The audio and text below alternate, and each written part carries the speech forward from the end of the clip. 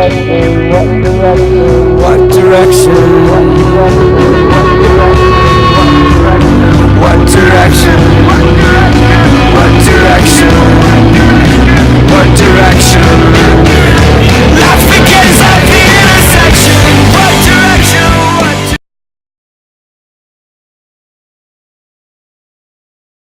What right here in Ashland, Kentucky for a special segment of The Impact. I'm excited to have my good friend and radio co-host Rick Skeens here with me. That's right, my radio co-host. If you don't know, you can check out on 98.3 WPAY Country Music Radio. Rick joins me every Sunday morning at 9:30 as we share the gospel on Country Music Radio. And today, I've got him right here sitting in the tabernacle with me. Good to have you today, Rick. Good to be here. So we're talking, Rick, about the impact of God's glory. And so the Lord, during the past 12 months, has been showing us over and over and over again that wholeness. That's a segment that I'm going to teach at the annual retreat here, that the way that God makes us whole is by walking in holiness. And you come out of a religious background where you really struggled all of your Christian life with the concept that you could ever live victoriously over sin, that you could conquer sin. Right. You bought into that old mentality, I'm just a sinner saved by grace, and that's all that I'll ever be until I get to the other side of glory. Right. But things have changed. You've had a revelation about how we can be set free from sin and live in victory. And so why don't you share with us today why we're sitting at the tabernacle? Oh, yeah. Well, I've always been, you know this, I've always been really deep into Jewish customs and the history of the Israelites, because that's our roots, you know. Yeah. That's our Christian roots, is Yeah. what we're birthed out of. But a lot of us know that God gave Moses a prescription for the tabernacle. Right. If you look in the book of Exodus especially, there's just chapter upon chapter upon chapter of God telling Moses, I want you to do this, I want you to do this, make this so and so cubits wide, make this so and so cubits high. Everything that was put into that tabernacle was prescribed by God. Right. Okay, so just a brief rundown of what we're looking at here at the tabernacle. You had the outer court, and then you walked in through the gate into the inner court, and that was where the brazen altar was at. Right. Okay? This is where the priest would come and sacrifice the animals for atonement. Yes. Right there on that. Right. And you can see the four horns on there, which is what actually held the animal down. And then you move on up a little farther toward the tabernacle, and there's a basin there, the copper laver is what it's called, where the priest would wash himself.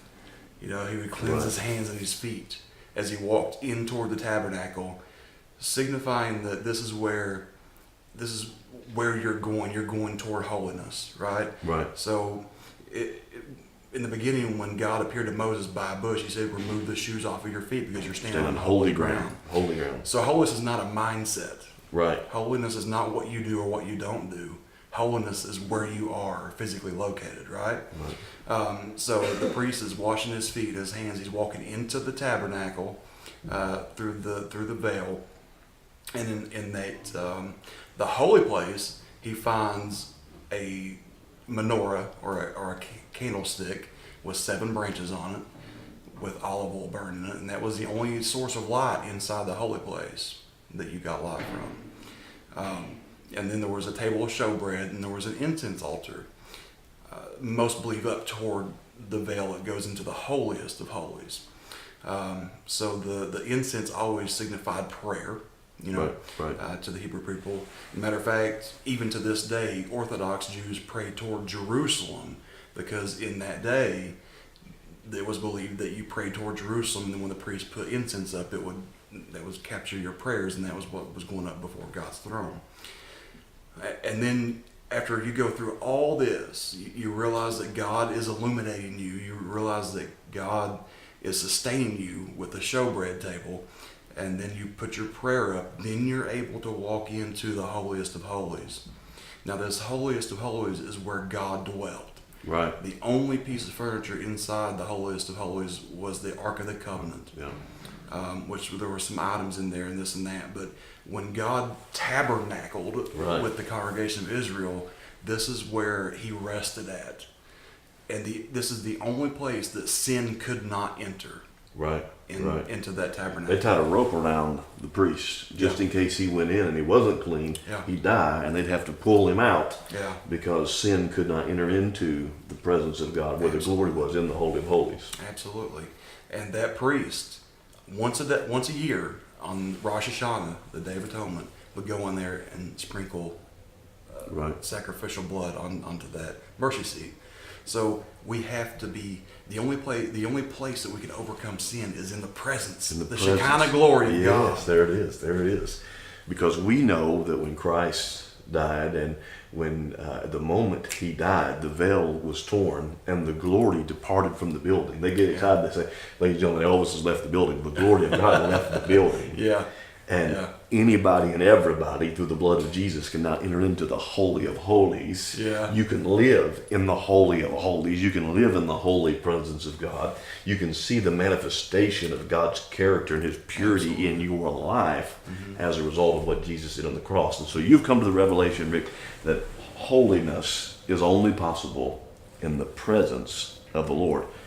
But it took some preparation to get into the presence. Absolutely. Some cleansing, some confession. And we'll talk about that on a later segment. But we want you to know that you can live not in the tabernacle, but in the glory. You can live in the presence of God, which will transform you into his holiness. Holiness.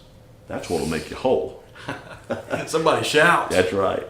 Well, thank you for tuning in to The Impact this week. Thank you, Rick, for being here. I look forward to several more segments as we get deeper into a study on the tabernacle. Share this video, subscribe to our YouTube channel, and check out WPAY, where we take the gospel to country music radio. God bless you, and we'll see you next time.